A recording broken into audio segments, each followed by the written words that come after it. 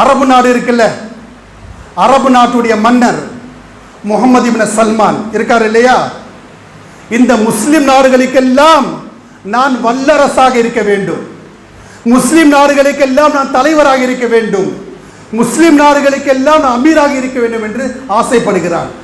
தவறு கிடையாது. ஏன்னா அந்த தகுதி அங்கே இருக்கு. ஏன்னா சவுதி என்று சொன்னாலே ஒரு புனித பூமி.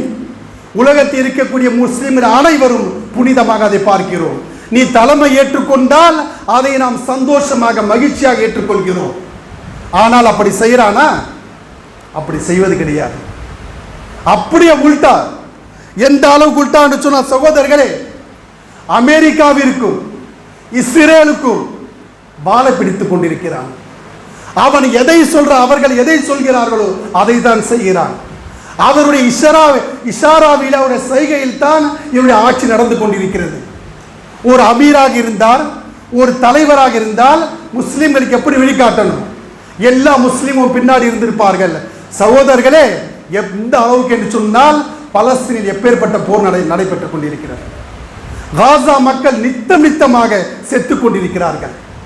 அப்படி இருந்தும் கூட இந்த நேரத்திலும் கூட முகமது இப்னு சல்மான் இருக்கார் இல்லையா, அவருடைய எண்ணங்கள் செயல்பாடுகள் எப்படி இருக்கிறது என்றால், எப்படியாவது அமெரிக்கா இஸ்ரேல் தான் ஜெயிக்க வேண்டும். பலஸ்தீன் அழிந்தாலும் பரவாயில்லை, ஹமாஸ் கொன்று குவிக்கப்பட்டாலும் பரவாயில்லை, அங்கு இருக்கக்கூடிய 22 லட்சம் முஸ்லிம்கள் எப்படி அழிந்து போனாலும் பரவாயில்லை என்று ஒரே ஒரு துளி கவலை கூட இல்லாமல் வாழ்ந்து கொண்டிருப்போம் தான் இந்த முகமது இப்னு சல்மான்.